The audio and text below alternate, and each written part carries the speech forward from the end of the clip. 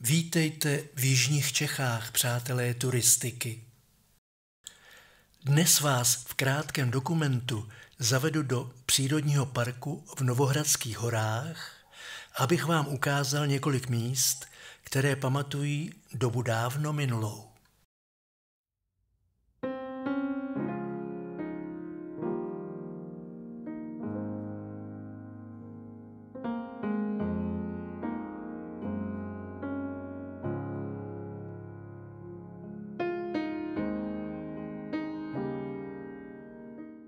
V malebné vesničce Klení u Benešova nad Černou nalezneme kostel svatého Vavřince, raně gotickou, barokně přestavěnou sakrální stavbu.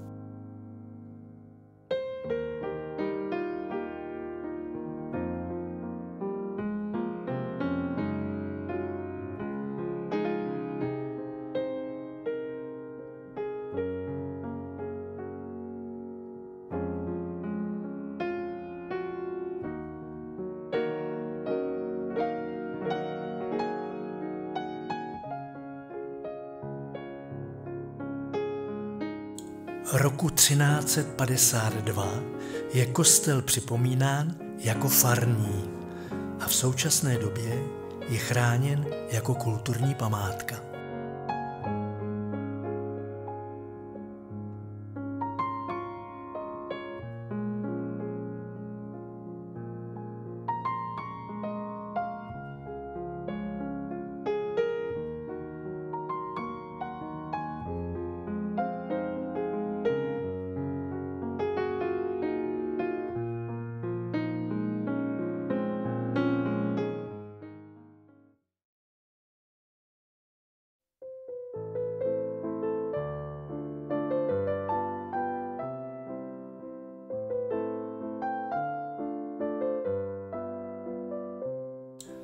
Tak jako mnohé obce v oblasti Sudet postihlo vysídlení německého obyvatelstva v roce 1945, tak i obec Cetviny, ležící jihovýchodně od Kaplice u rakouských hranic, postihl stejný osud.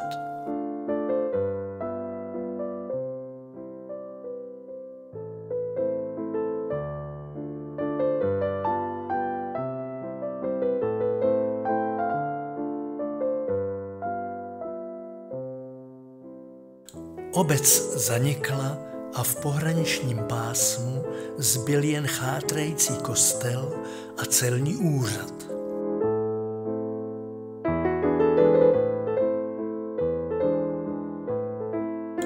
Kostel Narození Panny Marie je gotická stavba ze 13. století.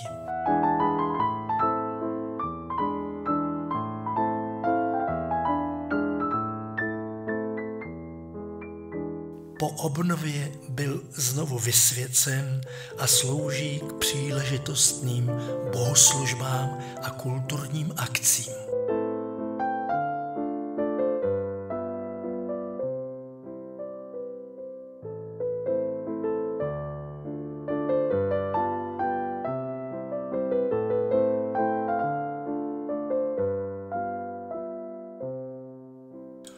Od roku 1963 je chráněn jako kulturní památka.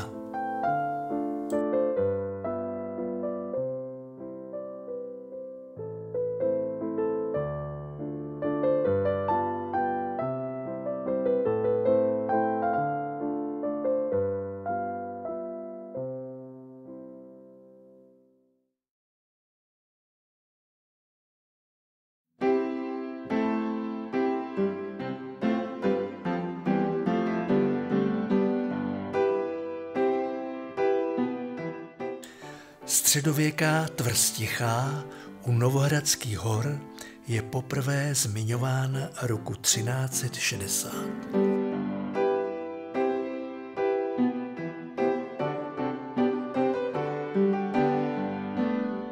Do dnešní doby se zachovala pouze 12 metrů vysoká obranná věž.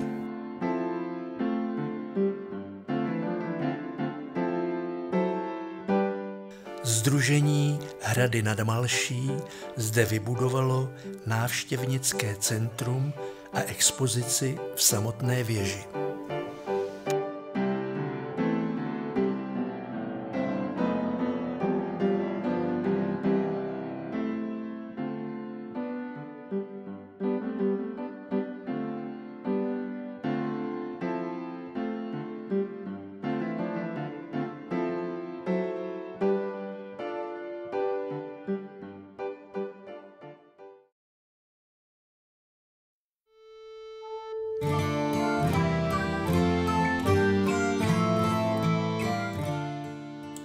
Malá obec Cetviny jsou poutní místo a kostel Panny Marie Sněžné.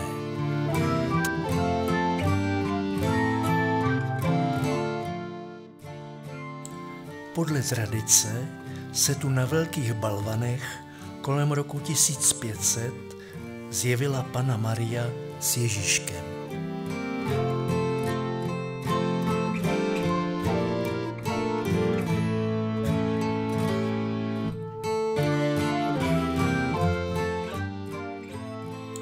Po roce 1948 následovala zkáza poutního místa, budova chátrala a kostel byl vydrancován.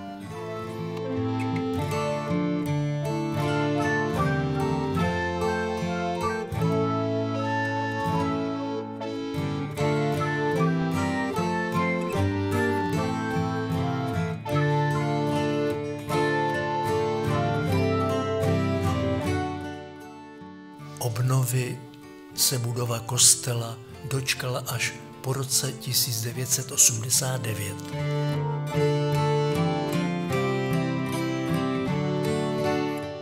Poté v roce 1993 byl kostel slavnostně vysvěcen, včetně kaple s léčivou vodou.